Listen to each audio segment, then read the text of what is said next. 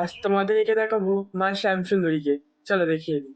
মা শ্যামসুন্দরী, যাকে আমরা চিনি জীবন্ত কালী নামে। মাকে ঘিরে রয়েছে অনেক বহু অলৌকিক ঘটনা। শোনা যায় বহু বছর আগে অমাবস্যার তিথিতে মায়ের এক পূজারী গিয়েছিলেন বাজার করতে। সেই সময় বছর পাঁচেক একটি মেয়ে তার কাছে চাল কলা খেতে চায় এবং জানায় তিনি দুদিন ধরে অভুক্ত। পূজারী সে মেয়েটিকে ধাক্কা দিয়ে সরিয়ে দেয় এবং তিনি পুজোর বাজার করে তিনি চলে যান। রীতি অনুযায়ী অন্ধকারের মধ্যে মায়ের আরতি শুরু হয়। হঠাৎ পূজারী লক্ষ্য করে নিচে মহাদেব থাকলেও ওপরে মা নেই।